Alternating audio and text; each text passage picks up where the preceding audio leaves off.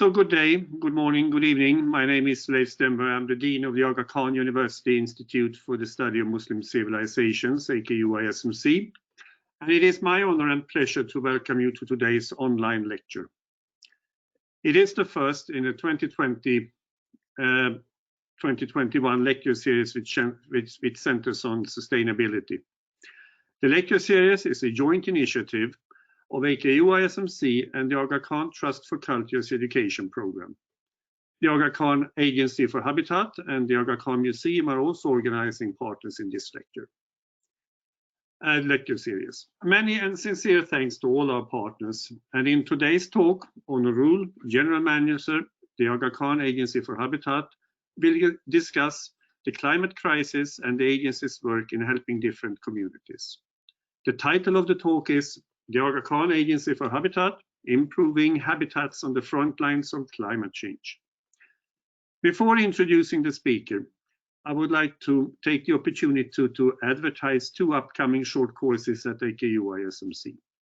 Dr. Jeff Tan holds a course titled The Challenges of Development in Muslim Societies, an Introduction, and it will begin on the 4th of December.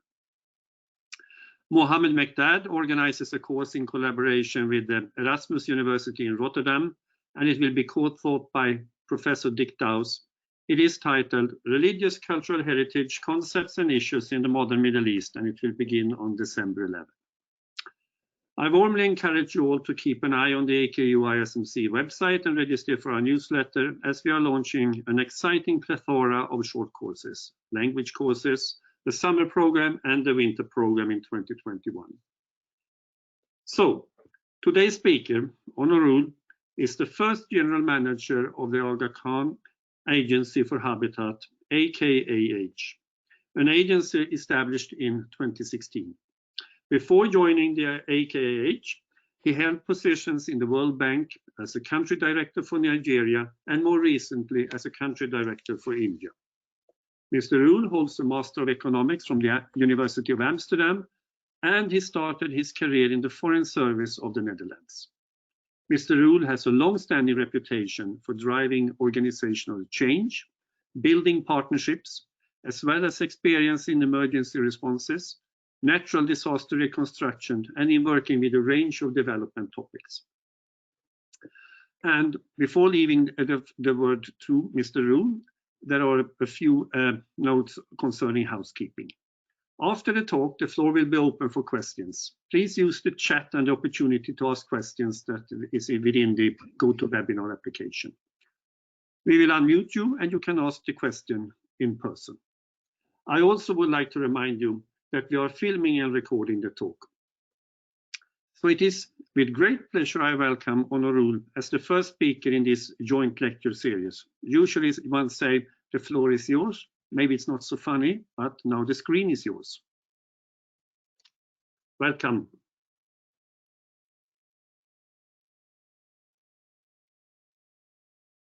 Unmute. Am I unmuted now? Yes. Okay, thank you very much, Leif. It's really a great pleasure to be here, and I want to thank AKU, the Institute Study of Muslim Cultures, for having us and for partnering with the Aga Khan Agency for Habitat. As you said, the screen is yours. We're doing this in unusual circumstances, but it has significant advantages. In fact, I'm giving this talk today, and it seems like I'm in London. To more part of a webinar with Focus USA, so it seems like I would be in Dallas. And earlier in the week, I was participating in an event in Paris. So COVID is certainly not pleasant, but it does expand in a way what we can do on a daily basis, and that's exciting.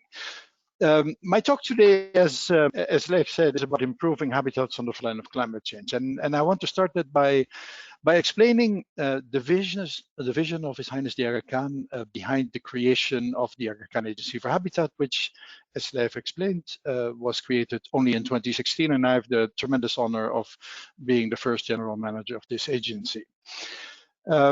The Aga Khan Agency for Habitat is actually not a new agency. It is rather a merger of existing programs and agencies of the Aga Khan Development Network, notably Focus Humanitarian Assistance, which had been working for 25 years on keeping populations in South and Central Asia, and also larger speaking populations in the Ismaili communities across the world safe from the risk of natural disaster. The Aga Khan Planning and Building Services, which is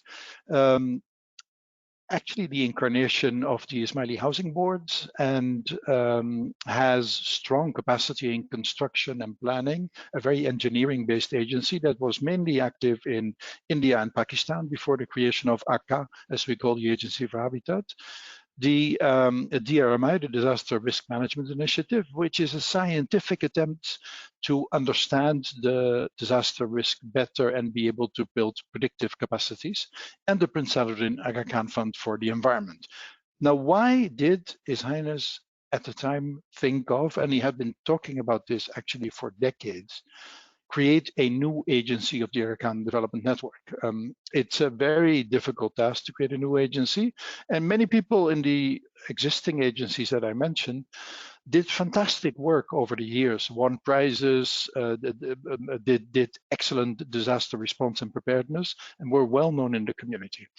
Well, the reason is that His Highness, as he expressed it, and he started talking about this from the late 1980s, but he expressed it more vividly and explicitly since 2010, he said that he felt that the risks of natural disaster, the risks caused by the environment, as well as the man-made risks in the Muslim world, as he referred to it, and he was referring in particular to the high mountain communities of South and Central Asia, were becoming not just worse in terms of the impact of natural disaster, but also in terms of their frequency.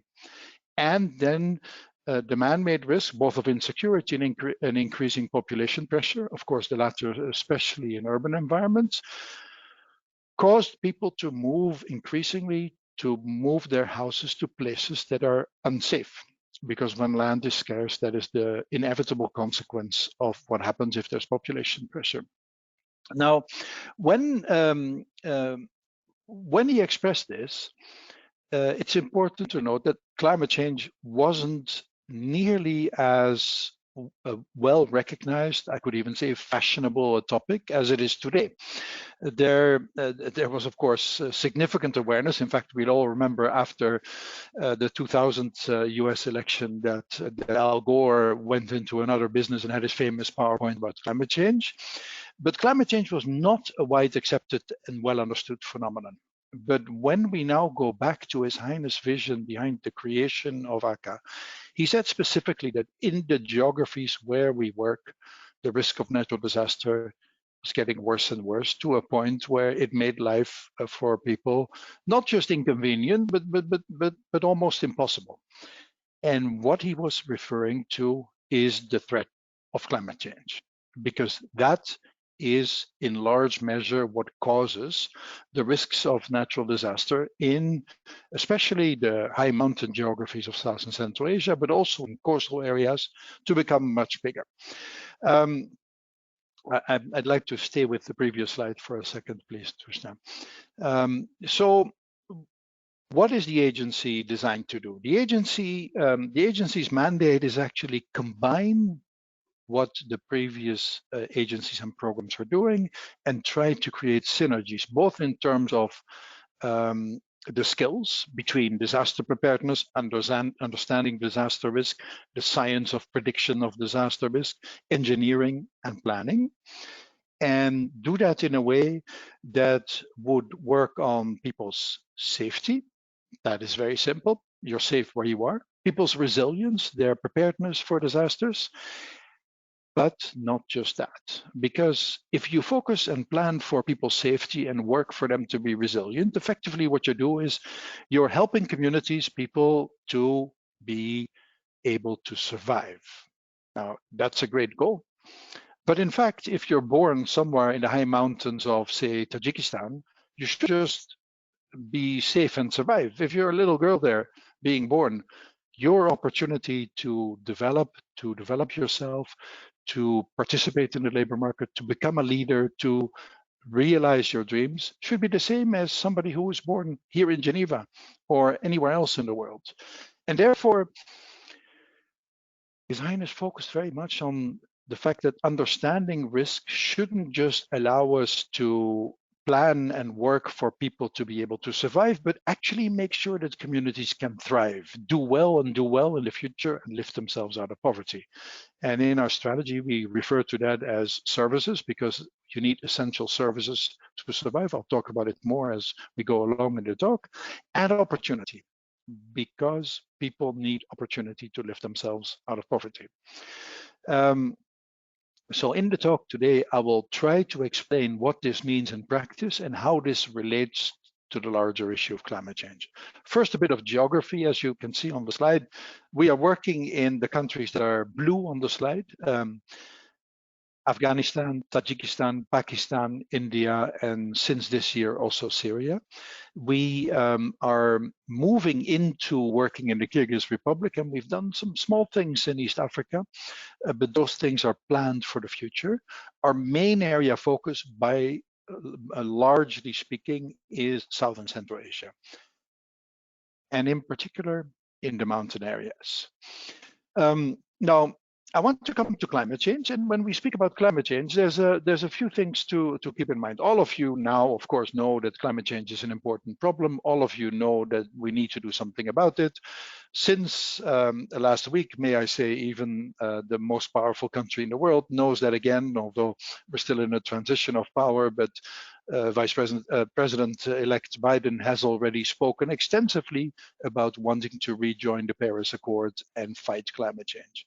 What people know less is that climate change isn't actually something that might happen or will happen in the future. Climate change isn't something that we can stop. We can slow it down. We can limit the effects. But climate change actually has already happened. And this is most visible, as we all know, on the North Pole and the South Pole. And we get lots of news about what is happening in the Arctic, what is happening in Antarctica, how the ice is melting. We see spectacular pictures of icebergs breaking off gigantic swaths of sea ice in either the North Pole or the South Pole. And this worries us. It worries us also because iconic species live in both these geographies. The North Pole, the iconic one is obviously the polar bear, a species which has become almost the poster child for the fight against climate change. In the South Pole, all of us will remember seeing the fantastic pictures of the emperor penguins and how they're important. We see whales and other animals, albatross. We see the threats in terms of iconic species being threatened. There is, however, another ice field on the planet, and you can see it on screen. The picture you see is a picture of the Himalaya, Hindu Kush, Pamir, Karakoram, and Tibetan Plain. And this is often referred to as third pole. It's actually geographically quite large, although not as large as Antarctica or the Arctic. And it holds the third largest volume of ice in the world. And that's some people have started calling it the third pole to draw attention to it. This is important because this is in fact the water reservoir for most of Asia. Before I get there, I want to highlight one important issue about this particular pole, if we can do that, which is that it is also inhabited by an iconic. And many think I'm referring to the yak or the yeti or the snow leopard. In fact, with the exception of the yeti, which is a species, of course, in the list, the other two actually do live there. But the iconic species that's right with the eye, the third pole, is human species itself. People live in these mountains right near where ice breaks off, melts, lakes form, and lots of things happen that make the very environment in which they live unstable. And that is why the top of my talk is referring to the front lines of climate change. Just like islanders on the Maldives, I think many of you have seen in the past the Maldives cabinet holding a meeting underwater to emphasize how threatened the country was by climate change. Coastal areas are a front line of climate change, but the other line of climate change are the high mountains. And that is where we work. Now, the high mountains are not just the front line of climate change, and this ice is not just important for the people who live exactly on this ice. This ice cap, the Himalayan ice cap, which is a vast quantity of ice, actually feeds a large number of rivers. And it would be great to get that slide up again, because I don't currently see it. But there you go.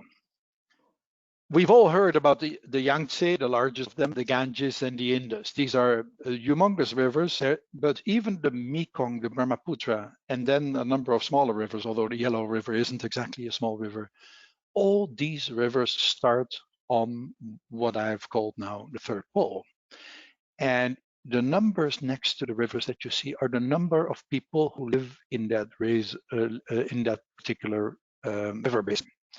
So if you add that up, you'll realize that the Himalayas are the water for almost 2 billion people, all the way from Afghanistan to Eastern China. 2 billion people are dependent on this third pole for their water. So when you think of that, then you realize that this third pole, smaller as it may be compared to the real poles, the North and the South Pole, first of all puts humans at risk on the frontier of climate change itself, because this third pole is a human habitat. It also puts other species at risk, by the way. And it is rapidly changing reservoir that is melting, which means depleting over time, that feeds and assures water security for 2 billion people. Their drinking water, their agriculture, the water they need to stay clean, including now, of course, to wash their hands and stay safe from epidemics and pandemics. It is a tremendously important issue, and that's therefore the issue I wanted to talk to you about. So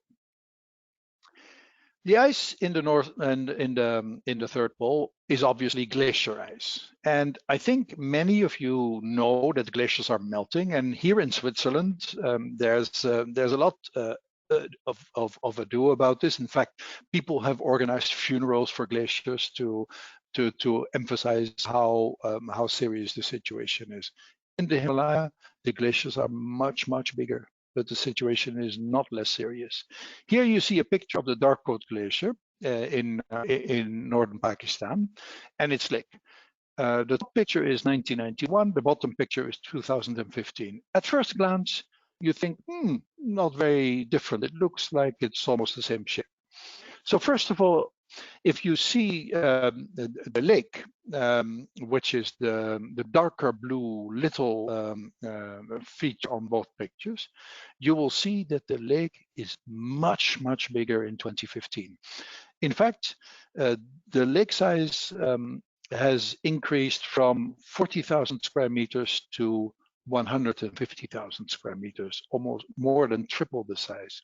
At the same time, glacier, the nice light blue turquoise color is actually clean ice. The green color is debris-covered ice, the moraine that you'll often see on the at the bottom of a glacier, the tongue of the glacier, as I used to call it, has the same shape. But in fact, in the 24 years that is spanned by this picture, which, by the way, almost exactly corresponds to the time I spent at World Bank.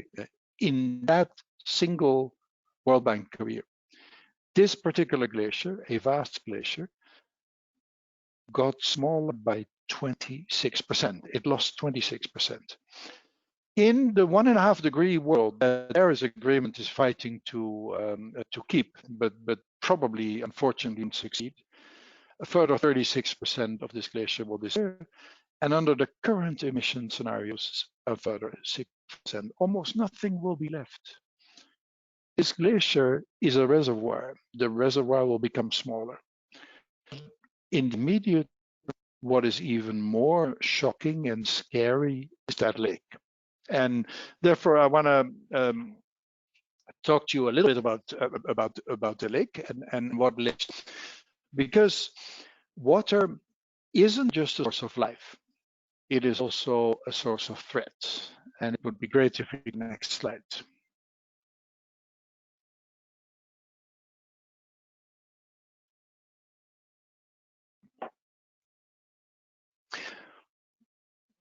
Can we go to the next slide, please?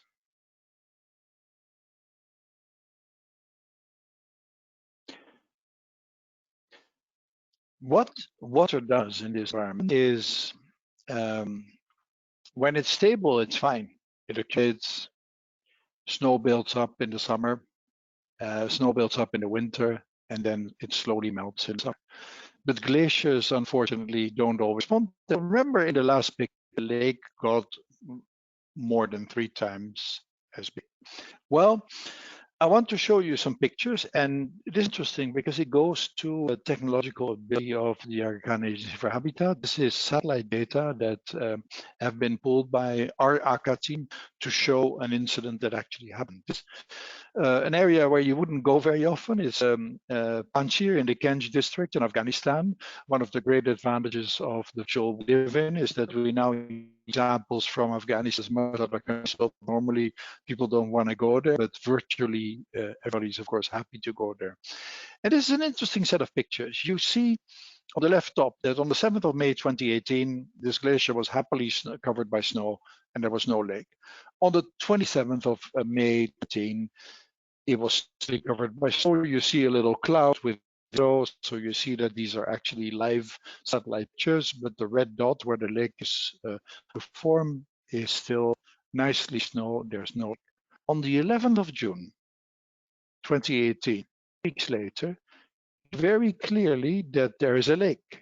It has formed and it is visible. And the satellite data that it was 0.023 square kilometers. That sounds like a small number. It's a pretty big. And only 5 days later, it was 1.5 times bigger. It was increasing. So here you see what glaciers do. Now, how does that happen? There's a number of reasons why lakes form because of what happens to glaciers. Many of you know that glaciers melt and therefore lose water. And obviously, if they lose that water gets up, it can form a lake.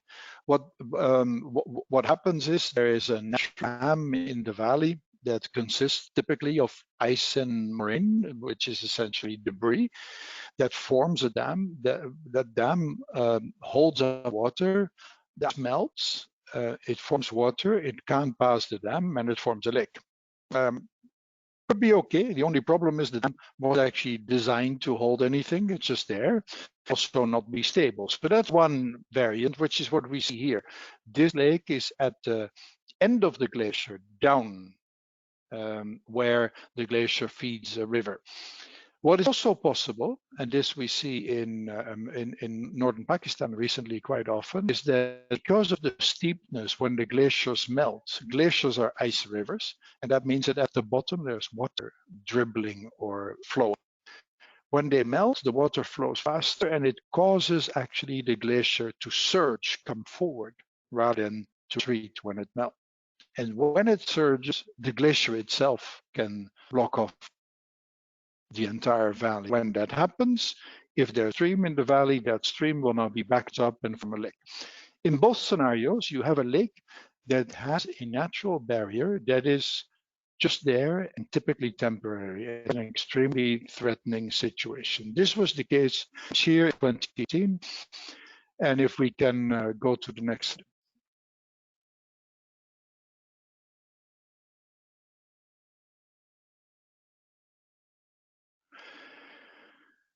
What happened on a few weeks after the pictures that you just saw is the dam that stopped the lake got. What?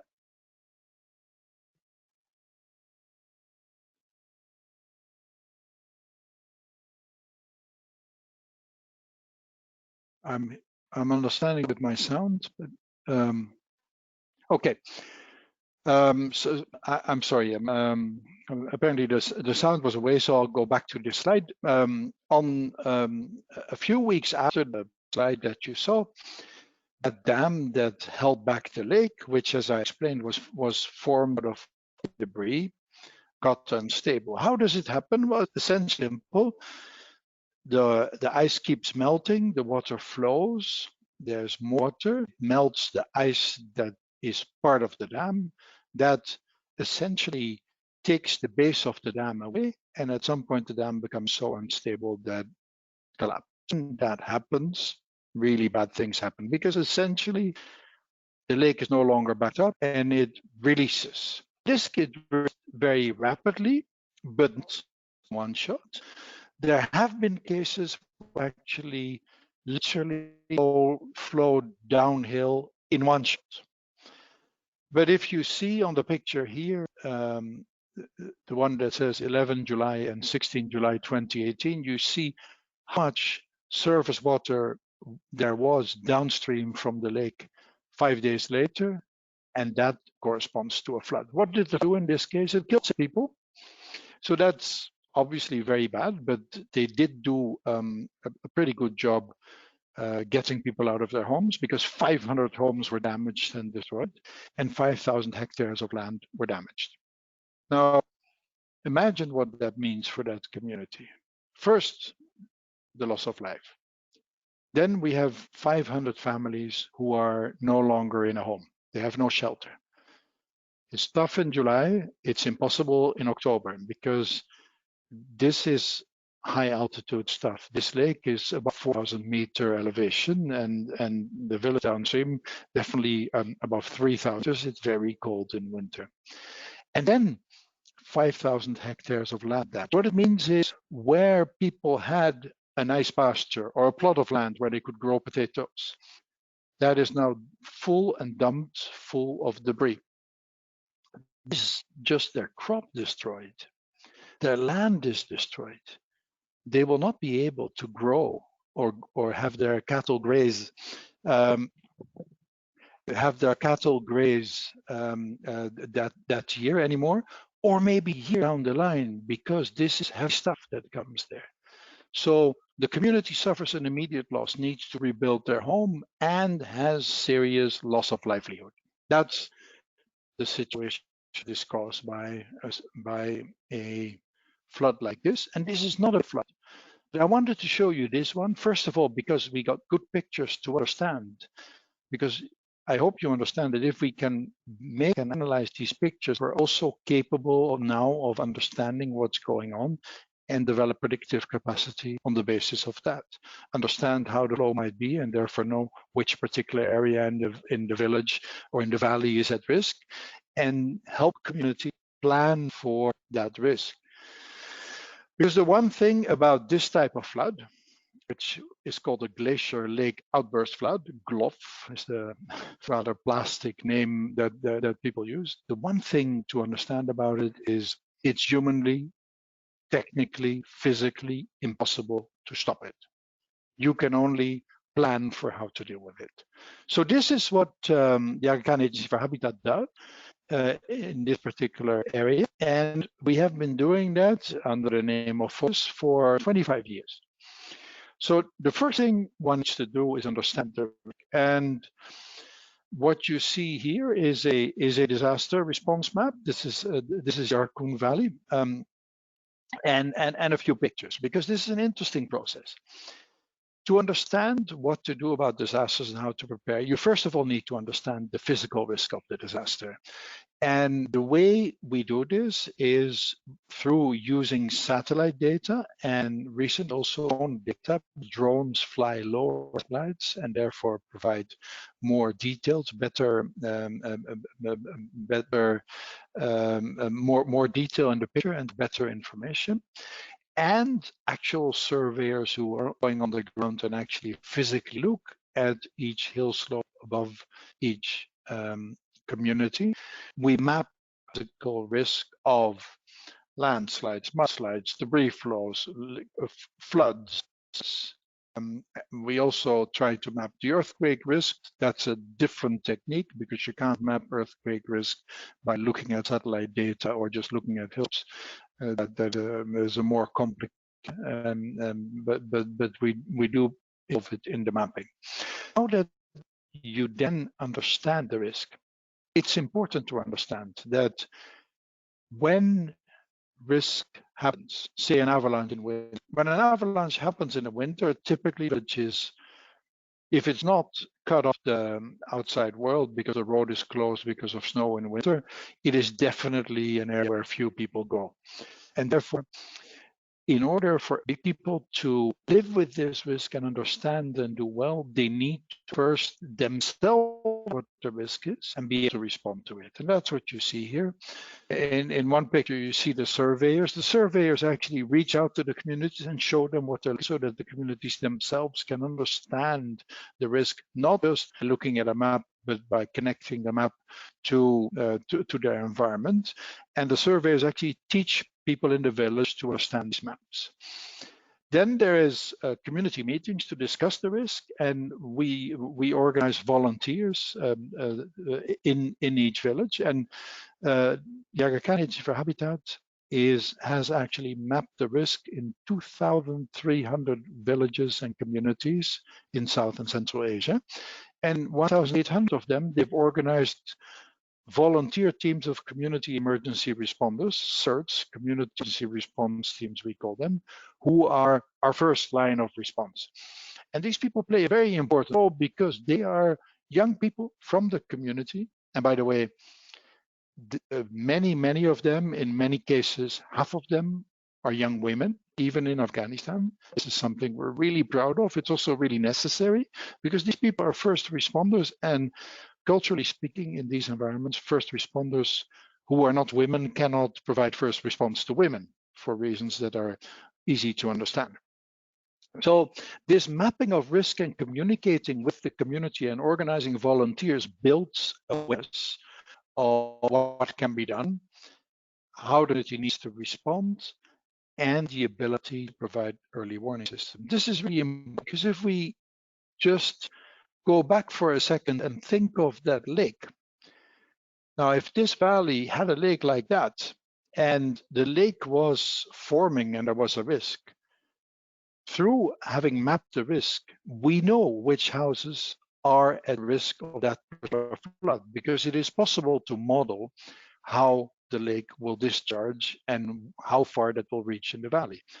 And that means that if the weather circumstances are such that there is a threat to the stability of that lake, it is possible to warn people in the community and have them evacuate their homes. You can't save the homes because they are where they are, but you can save the people because they can leave the homes. And in fact, we had a glacier lake outburst flood in Pakistan the same year as the incident I'm talking about in a village called Batswat. And in that particular case, those young volunteers managed to evacuate everybody in the village whose house was at risk. And although 45 houses were destroyed, nobody died. It is possible to save people. How do you do that? By understanding the weather, essentially. It's really important to understand that instability, the ice melting, it happens for a reason. Typically, it's because you see a built-up or there's a lot of rain or the temperatures are high, as Leif said in the introduction, an economist, so I'm not the specialist to understand that. But it's easy to conceptualize that something doesn't just get unstable because it gets unstable unless it's a sudden earthquake. Typically, it is because it rains, the temperature is high, or we can just see an enormously quick build-up, which means that the opposite is likely to happen, a very quick release. So we operate 88 weather monitoring posts in these geographies in Tajikistan, Afghanistan, and Pakistan, and this is a tremendous source of pride. Simple stations, you see them on the pictures here, and they're probably the most important for monitoring avalanche risk. Avalanche is not so famous type of natural disaster because avalanches are pretty localized and small, but they pose tremendous risk for communities and kill many people. Therefore, it's really important that we get the weather data from each of these weather monitoring posts in winter every day. And I'm very proud to say that the last 2 winters, and these are volunteers, the last 2 winters, on average, 95%, in fact, it means 87 out of 88 of these stations reported accurate data every day of the winter. And therefore, we had data we needed to predict what avalanches might happen. And although I have to say it's a combination of good work and good luck, the incidence of death and injury of avalanches has gone back to 0 or almost 0 both years in the jobs where we work. We're very proud of that. We also monitor the glacier lakes. Action team members of ours trek to the lakes and look at them, but increasingly, although not in Afghanistan, but in Pakistan and Tajikistan, increasingly we use drones to monitor these lakes. These drones they're not the kind of wedding photography drones that are like a little helicopter. They're more like delta wings that fly. They have cameras and they give us data that supplements the satellite data and allows us to monitor. And this is how, in the recent incidents of glacier surge and glacier floods in Pakistan, we have been able to warn the communities and have them be prepared because we knew that the risk was there and it would materialize. So until now, I talked, and let's go to the next slide, about how you get people to survive, because I was very clear. We can save people, but we can't save their homes if their homes are in the wrong place. So how do you solve that problem? And this is really the vision. Can we go to the next slide, please? The vision behind the creation of the Aga Khan Agency for Habitat. Because if you have data to understand where houses are, which ones are at risk, and which specific physical risk threatens that house, or that powerhouse, or that bridge, or that school, or that health center, or that piece of infrastructure, then you can use the same data to actually make sure that we start building where it is the right place to build, not where it's dangerous.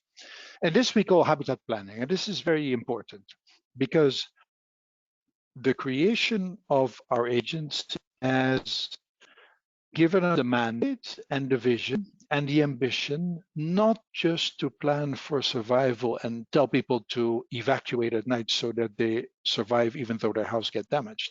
No, we are trying to work to plan communities for the future so that they'll be safe. And we do that sometimes by mitigating risk. You see on the top picture, terracing of hill slopes and planting of trees on those slopes, because that stabilizes the slope. Physical mitigation walls, or constructing in ways that is earthquake resistant. But what is very important is where to construct. Start moving people in the community to the places that are safe, helping people understand where they should build their homes, helping planners understand what is a good place for a health center, for a school, for a bridge, so that we move the built environment out of harm's way, and therefore don't have to evacuate because people would be prepared. This is a very difficult challenge. But this is what is necessary to fight the fight on the frontiers of climate change. Because these communities are at increasing risk. The land that is safe is scarce. Habitat is threatened. Many people think, well, that's okay. We can just have people move. They go somewhere else. If in Pakistan, they go to Karachi. If they're in Afghanistan, they go to Kabul. If they're in Tajikistan, they can go to Dushanbe or even Moscow. But it doesn't work. As humankind, we need to adapt to climate change in many ways. But it is very important that we protect sufficient viable habitat for people, first of all, to keep living the life they live, because not everybody is a city dweller and not everybody should be. But to protect habitat and thrive in habitat, even if it gets more threatened. If everybody habitat is already threatened would move today, the consequences would be completely impossible to oversee, because it is estimated that 200 million people worldwide already live in habitat that is seriously threatened as a consequence of climate change that has already happened. 200 million people. Well, those of us in Europe who saw what happened when there was 1 million refugees from Syria coming, was it 2015, 2016, I forget now, what that did to destabilize Europe. Imagine 200 million people looking for a new habitat. It is not a viable strategy. We need to work to not just find a nuance with nature, this is very important, but also to learn how to survive in habitats with the new risks there. And of course, we need to work to slow down climate change. But these people in these villages that I'm showing you, it's too late for them. Climate change is already there. We need to work to plan for them to thrive and think about risk in a different way. They need urban planning in their little village, just like Karachi, Mumbai, Beijing, Rio de Janeiro, all the big cities in the world need it. We need that quality of planning even for rural communities. And we at the Aga Khan Agency for Habitat work on this in many different areas. But today I'm focusing specifically on the rural areas because they are at the front line of climate change. Go to the next slide. It's important, however, to underline that in these mountains, they're not just little villages. There are also fast-growing cities, places like Khorog in Tajikistan, Ishkashim in actually both in Afghanistan and in Tajikistan, but I'm focusing on the one in Afghanistan. Hunza in Gilgit in northern Pakistan, Chitral. These are, we used to call them villages or towns, but they go to 50,000 people in very small areas. So they have urban, and we work these communities to plan for the future in the same way that I'm talking about these villages. And obviously that involves a more sophisticated way of urban planning because of the complexity of these communities, but it is the same approach. Now, a bit about services to allow people to thrive. Obviously, many of these services are provided by our colleagues from the Aga Khan Development Network, the health services, the education service, the Aga Khan Foundation, and the rural support programs. The Agency Habitat itself focuses a lot on safe water and sanitation in every home. This picture is of a young woman in a tap in her own home. This is not a public tap because our water and sanitation programs insist on providing WH quality drinking water inside every home. This is a very ambitious target, but in fact, in Pakistan, we have provided more than 500,000 people with this quality water, and the quality is still the same. This was always understood to be very important. Water and sanitation, particularly water, is my favorite, actually both together, my favorite service delivery sector. Why? Because the burden of providing water and the cost of bad sanitation falls disproportionately on women. It is therefore the most important service to focus on if you want to improve the future and the capability of young women and girls to contribute to the future of the community, which I believe is the most important predictor for whether communities can lift themselves out of poverty. Typically, the boys follow a path that is similar to the generations before them. It's the girls that can become doctors and nurses and police officers and whatever else they can want to be, to provide that delta that lifts the community out of poverty. Obviously, in 2020, we now all even more understand how important water and sanitation is, because our best protection against COVID and other pandemics is not a mask. Mask is very good. Our best protection is what this woman is doing here. It's washing your hands with soap and water. And therefore, we will continue to focus on actually even more. And I'm very happy that in this lecture series, we will focus on this topic in a future lecture. Moving along, I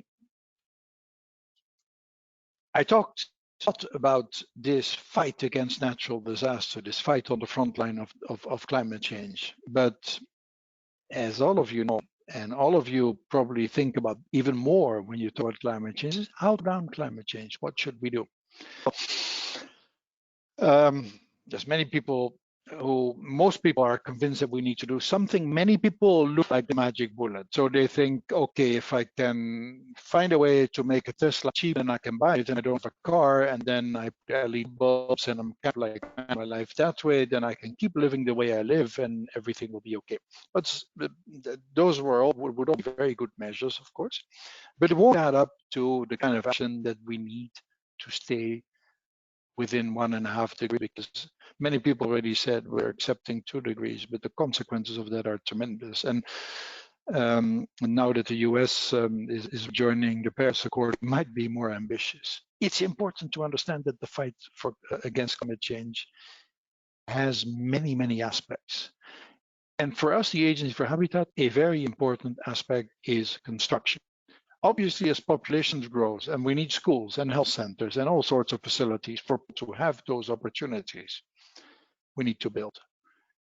Not everybody realizes that construction, and also agriculture, by the way, but I'm focusing on construction today. Construction is a tremendous source of greenhouse gas emissions, particularly through the use of concrete, which I'd like to label an evil substance, because it's very good for building strong and building easy and building a lot. But the greenhouse gas emissions associated with the production, transport, and use of concrete are tremendous. So as we are working with communities to plan better and build infrastructure, public buildings, and private homes in areas that are safe, we are also working to make sure the way these buildings are built will become radically more green. Means solar, as you can see here. That means using lighter materials, because cost of transporting heavy materials is very high. Insulation, commonplace in countries, not so common in developing countries, but of course tremendously good for saving energy. You'll see some examples here. Solarization of facilities. One of the biggest sources of greenhouse gases in developing economies is diesel generators. If you replace the backup power with solar, you have tremendous benefits. The Aga Khan Development Network has actually just adopted a standard for green construction, which is called Edge Advanced, which means that whatever we build in the future going forward has to have at least a 40% savings in terms of energy use and emissions compared to what we built before. And that is only the start. I'm happy. Equally, I'm doing a little bit of publicity here, an advertisement that Risto Dikansky, our green construction expert at the Aga Khan Agency for Habitat, will come back to this lecture series and tell you in detail about what we're doing in this field. It's very exciting. Now, these standards work. A big challenge, obviously, is the people's homes themselves. I talked about where they should be, that they should be safe. They should also be energy efficient. Homes are a tremendous source of energy use, and they should meet the needs of people to do well in their lives. It means the air should not be polluted, the home should be comfortable, and they should be heated without too much energy use, which means insulated. We can go to the next slide.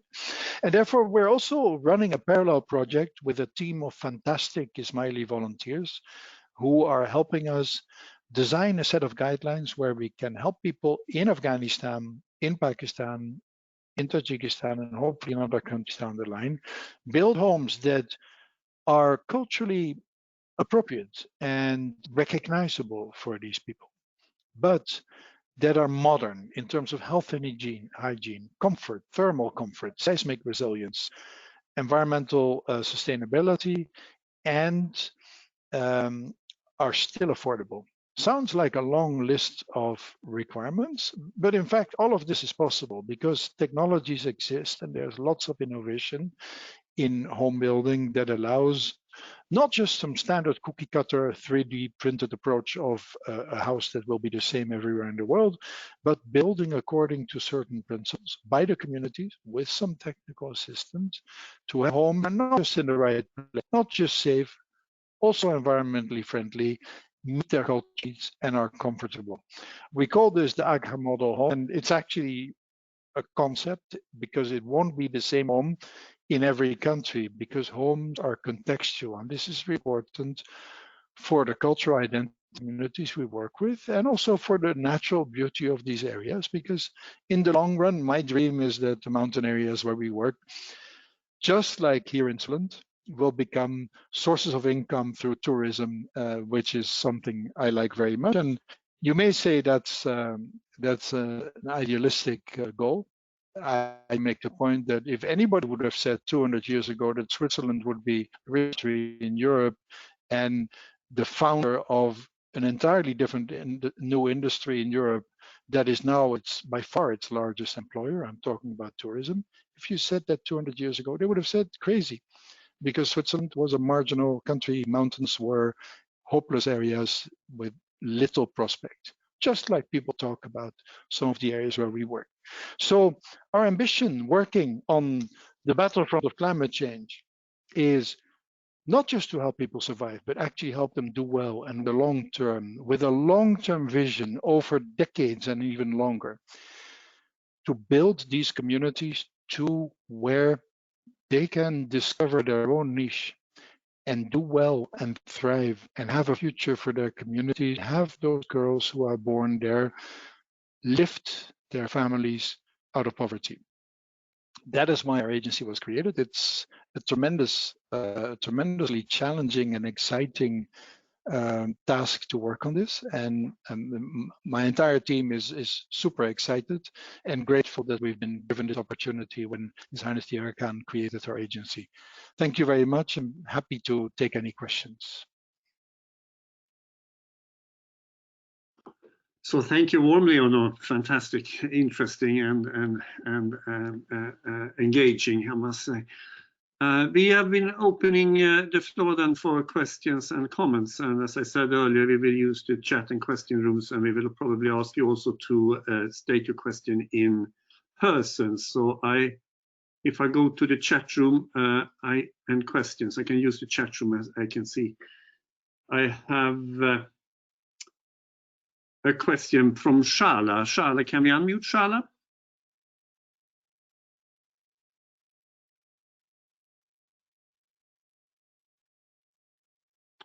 If not, I will ask you the question directly, Onno. Is that okay?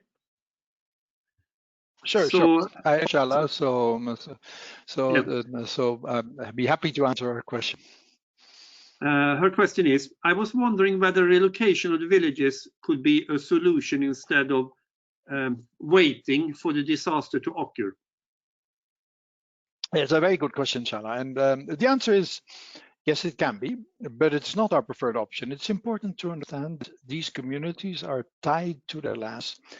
Their livelihoods typically depend on their land. These are herding or agriculture communities or both, and their identity and culture is tied to that land. And therefore, as a first option, what we would like is for people to relocate in the same community, live in the safer areas in that community, and use the less safe areas for agriculture and herding, because that's okay, because it's not unsafe every minute of every day. But if you put your house there, then it's 100% at risk. Now, it is true that there are communities that are in such dangerous locations that actually that is not possible to relocate people inside their own community. And therefore, we have identified a number of villages where relocation of the village in its entirety is the only solution. Even then, our first option is to try and work with the community to identify a piece of land not far away where the entire community can relocate, so that those ties to land and their ancestral home can remain the same. An excellent example is the village of Basid in Tajikistan, where we worked last year with students and faculty from MIT to develop a relocation plan for a village that is downstream from one of the most dangerous glacial lakes in the world, Lake Barsam in Lake Saras, excuse me, in Tajikistan. This village is entirely at risk, but there is a good piece of land higher up the mountain, out of the harm's way in terms of flooding. And we are working with that community, plan a new bar seed where the entire community could be safe. Obviously, it is even then possible that there would be other villages yet where there is no good piece of land anywhere close. In that case, we would have to look at relocating people further afield.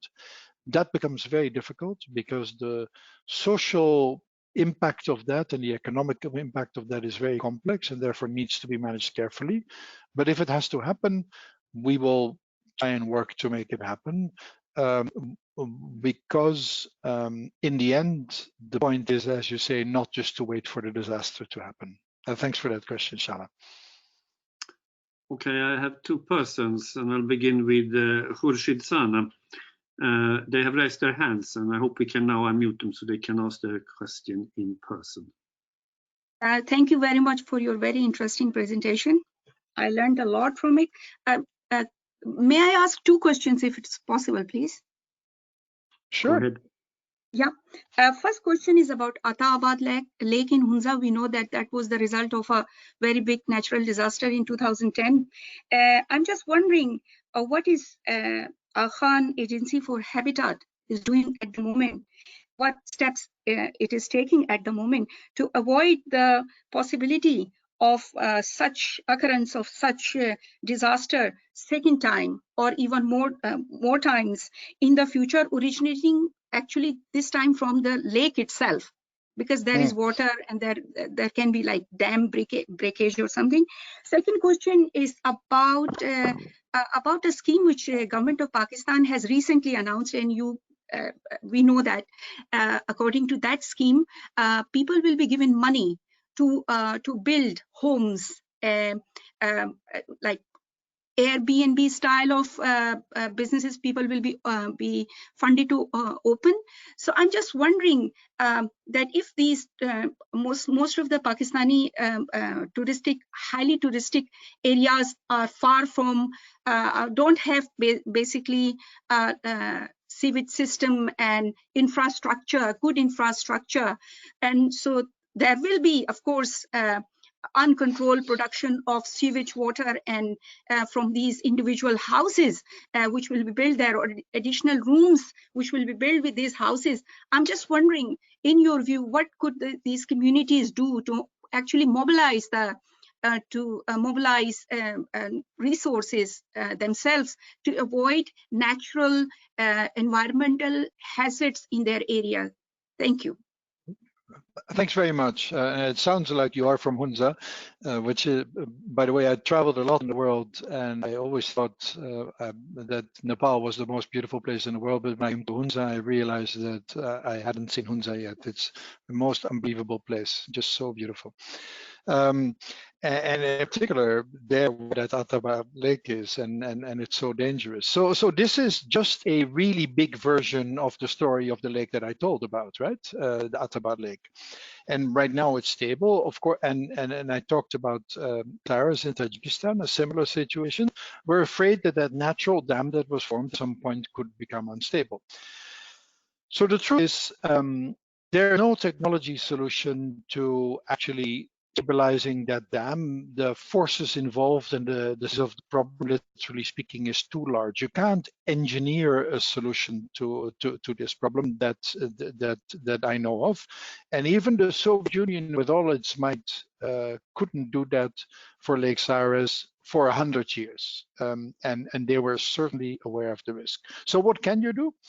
The best thing you can do is plan downstream and understand what is safe and what is not safe in terms of the risk that a disaster might cause, and plan for the communities to be out of harm's way, and have an early warning system that tells you if things go bad. Because honestly speaking, if Ataabad Lake, if the dam would disintegrate and the lake would flood, you know, the entire valley would get flooded. So that is a scenario where, in fact, in that situation, all you can do have many people evacuate their homes, and they would lose their homes. I don't think there's a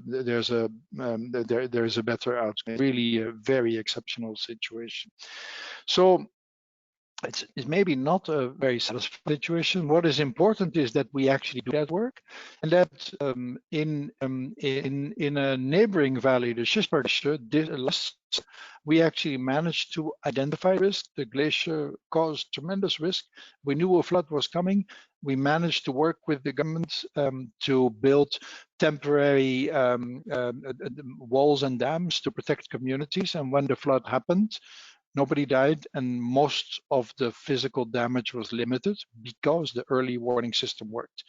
Atabat is a risky situation. I don't think anybody expects it to disintegrate anytime soon, but it is a risk, and it is a risk of very large proportions.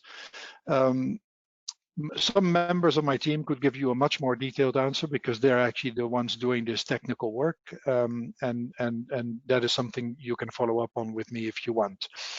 Now, the other thing is very interesting, the Airbnb style tourism solution. It's a really great thing. Tourism in Gilgit-Baltistan has grown a lot, mostly domestic tourism. It's extremely important economically, and it is one of the better ways to earn a livelihood. But as you say, there's environmental risks.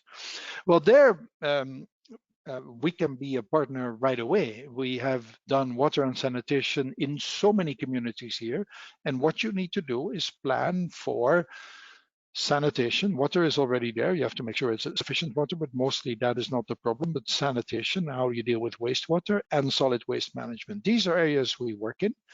And it'd be great if you could send me some information about this program, because our team in Pakistan is already partnering with government on many areas, and we could work on planning the sanitation side of this push into creating lodgings for communities, because it is definitely possible to do that. We have the technology to do it, but we just need to plan for, you know, a higher number of people during the tourist season. That's a doable thing, and we'd be delighted to work on it. So thank you for drawing attention to it. It could be a great opportunity for partnership for us, and contributing to that vision of not just surviving, but actually doing well, because tourism is a really good source of employment and income for people who live in mountains. We have a number of questions. Hakeem, are you ready to ask your question? You raised your hand.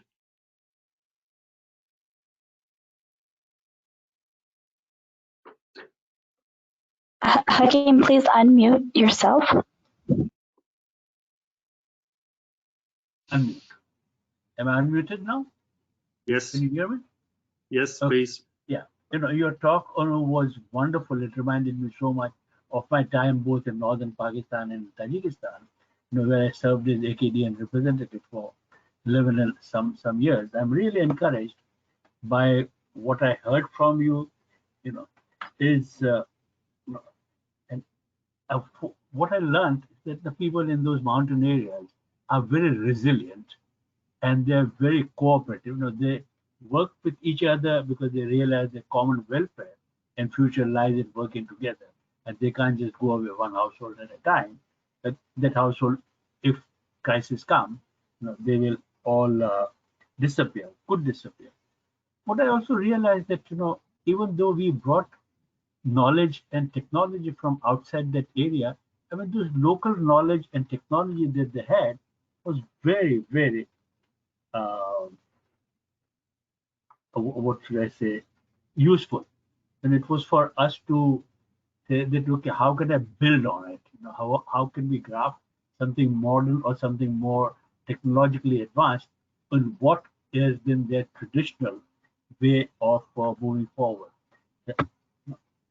My challenge at that time was, you know, how to mobilize cooperation amongst our agencies, you know, that were working in Tajikistan and in Pakistan, in northern Pakistan. You know, I saw the start of AKRSP, the MSTSP, the Pamir 1, and so on and so on and so forth.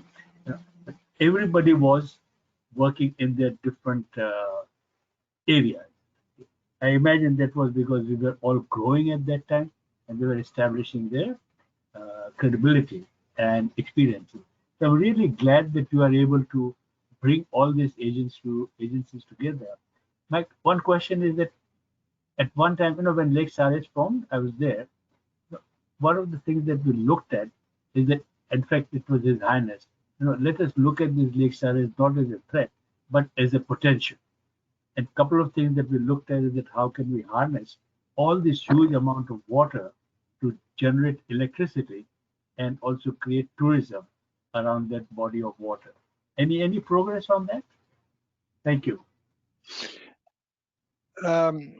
Not rapid progress. I have to say one of our members famously hiked up to Lake Sares with the Swiss ambassador last summer. So that was like at least one high-level tourist who came, and it's beautiful. I've also been there. I think tourism in Tajikistan is definitely up, certainly in Gorno-Badakhshan Autonomous Oblast, but it's a remote area, as we know. And obviously this year it's like zero. So it's been a challenge. In terms of collaboration, I just wanted to mention that for all, we work on this concept of working for the future community to do well and to bring all the planning capabilities together, really under the leadership of the government of Gorno-Badakhshan Autonomous Oblast, Yudkor Faizov.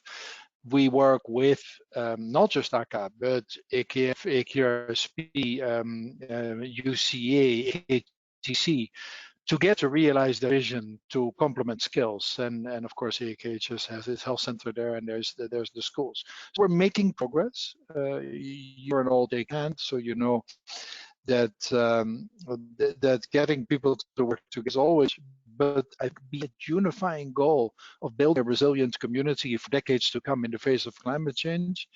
A good way to motivate people, because everybody understands that no single agency can do.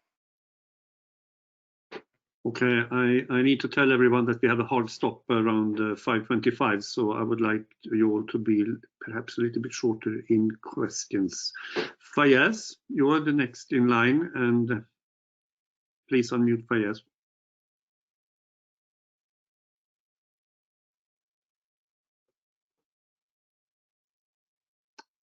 Hi there, thank you. Thank you, Onno, for a wonderful talk. I just wanted to perhaps have you focus a little bit more on the relationship between the work of AKAH and culture. You did it through the example of the house in Baglan, which I think is an excellent illustrative case. Perhaps you can say more about how this is impacting culture. Of course, I recognize that culture is a loaded phenomenon and it can be approached from many perspectives. Perhaps if you have other examples on new expressions and forms of music or art that you see related to people's habitat, and how they're looking at it differently as a result. Thank you. Thanks, Fayez. Well, we're the built environment agency most, right? That's our identity. So when we think of culture, we think of it in an architecture and planning way. So we think it's really important to influence how development happens in these communities, retain the identity, and give the important objective out in terms of safety, resilience, and location. So for us, it's about, if we go back to Hunza is very beautiful, but it's also developing very rapidly. And if that development is not in any way supported, it won't be as beautiful anymore, because what people are building isn't as nice as what was there before, really simply. So we focus on those aspects from an architectural perspective. We do work on tourism in terms of the facilities we build and support, but it's not us who works on say, the musical. That is very much a trust for culture. I'm personally a big fan of that aspect of work, because I keep thinking about all these. When I grew up, I would go to Switzerland on holiday, and the house I would stay in said 1675 on it, because that's when it was built. And the fact that house, it's still there. I saw it last summer going to the same village check. the fact that it has there is why Switzerland is so attractive. So it's really on these issues because cultural identity is part of the value proposition of a mountain community. It's not just the mountains, it's the community in the mountain, it's cultural heritage and beauty that is the proposition that you can build an economic future. So I think it's very important, but for us, we read the buildings, but the buildings are important. And what's the first word after fondue when you talk about Switzerland? It's chalet. That's that house that I talked about. Okay, thank you. I have another question for you from Leslie about tourism. Can we unmute Leslie, please? Yes, thank you so much. For me, this has been a great follow-up to the disaster risk management summer course that I took in Jorog at UCA about a year ago. With everything going on with the virus and other matters, I did not have a chance to follow through on the work that we had planned to, among other things, help set up an Airbnb with a family we know in Jorog. I would like to be reconnecting with the best people possible to move ahead with this. Right now, I'm looking at returning in the spring, and I'm wondering what I can best do at this point.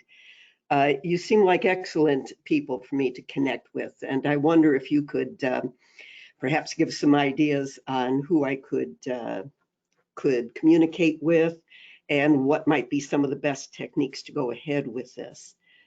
I know you've been working with families there to develop Airbnbs. We already have an existing home on the outskirts of Jorog we wanted to start with, but we'd like to do more of this kind of work long-term and invest in the communities. I work with a nonprofit here in America, Tajik American businessmen that started a pandemic outreach and have developed a network, including a branch of Aga Khan, to bring PPE and education about the pandemic. But we want to extend this more long-term into areas to just help build the communities throughout Tajikistan. So anything you can do to help move me along that path, I'd appreciate. Well, be very happy if you can. It's very easy to find me because you know my name, so it's onno.rühl@akdn.org, so it's easy to get in touch if you want. Very happy to connect you with our org. We may not be the ones doing the detailed on the Airbnb, but anyway, you'd mostly be doing that yourself.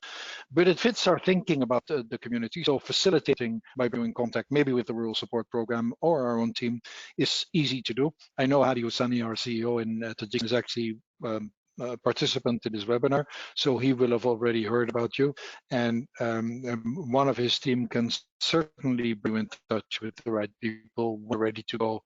Inshallah, it will be soon because we're all waiting for that moment where we can travel again and do some of reach some of those ambitions. Okay, thank you. We have a set of questions on type of housing and low carbon housing, etc. So I would like us to unmute David. David, please. Yeah, I'm just wondering with the work you're doing in new housing, if these low carbon opportunities also create business opportunities locally for new materials from locally sourced or new types of employment that can create new economic opportunities for these communities.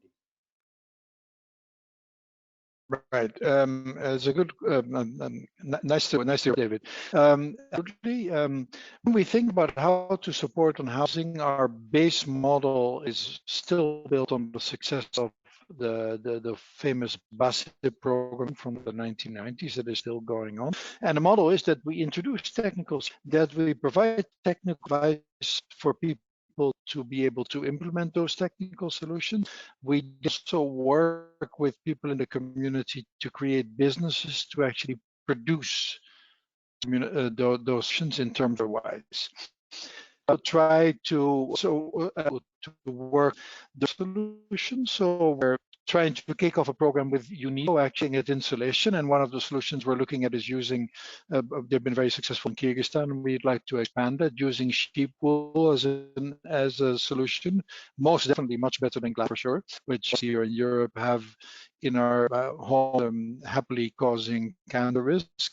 So we do try to really come up with local solutions and better solutions, and all be a model of technical support by training people in the community who then hopefully can come on to brief. Actually, is then you get competing entrepreneurs setting up their own business, also trying to sell the stuff. That's actually great. There's nothing with that because the local economy is very thin in these communities, and therefore, when you do something, you must do it in a way that creates opportunity locally. Otherwise, it's just not the right way to go. Can we unmute Javaid? I think this is a question that relates to his as well. So maybe there are some other aspects we can add to this topic.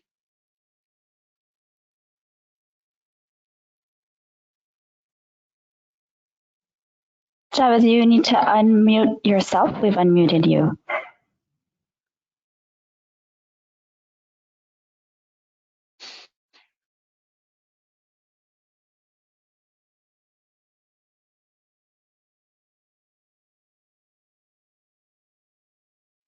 I see that Michael Benna, if we can get a Michael Benna, apparently was the first one asking a question. So it'd be fair that we go to him. Yeah, that disappeared for me for a while, so that's back in the chat again. Yeah, so let's move over to Michael then.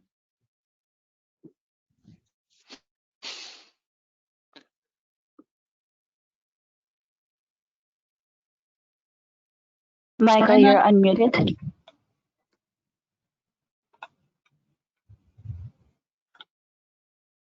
Okay. Is Michael still there? Otherwise, we might be at a question and I can answer I'll ask to keep the the question going. on behalf of Michael. So what are the positive effects of climate change in the short term, referring to crops and plant growth? Well, there's a lot of talk about that. Of course, in some areas, the increase in temperature might create better crop potential. In the mountain areas that we're talking about, unfortunately, the temperature isn't the big factor. The big factor is what happens to water. The very short summary is because of the melting of ice in the next 30 to 50 years, we got water creating very high level of risk and actually so not very good from an agricultural standpoint. And after that, glaciers will be gone, and then there's too little water. So it's actually a really gloomy agricultural picture in the current outlook of the current trend. In the plains, that is sometimes better, but I really want to come back to that picture of the water tower of the Himalayas. 2 billion people are dependent. They're not just dependent for drinking water, it's irrigation. The Gangetic is, if the Himalaya doesn't produce reliability of water every year that it does, it impacts agriculture there. The Gangetic Plain, for instance, already there's a lot of groundwater depletion that has already happened in India. So then you get less rain and a water flow. This is not a positive picture. We can look for positive effects of climate change, really, other than a warm European summer, so that you can go to the beach in Holland rather than in Spain. There isn't much. It's really mostly all bad. I'm sorry. That's why we have to work on it. Okay. So thank you. We also have Raj. Can we unmute Raj for a question, please? Leif, you're muted. I'm not muted now, I think. Raj, can we unmute Raj? Well, I can hear you. Now I'm speaking, and now I can be heard. This isn't a question. It's just thanks yes, to Raj, on behalf of AKTC for your wonderful presentation. So informative and so thorough. And we are really looking forward to your next one. I'm so glad we could involve AKAH and you personally in this adventure. So thank you. Right, showing on the screen a document that is on my desk, which has your signature. Thanks for sending that document. The good practice in vocational training. We're delighted together, and the AKAH family. We really wanna join hands and carry the message. So anytime, be happy. Great. Okay, thank you, Raj. Maybe that should be the last one. I think we have exhausted a number of questions in the chat, and I'll ask my colleagues from your office, Onno, and my colleagues at AKU-ISMC, do we have any raised hands or any other questions that I missed? No, the only one was we could try to go back to Javed, although his question was related to that of David Boyers. So I'm just going to unmute you again, Javed, in case you are back.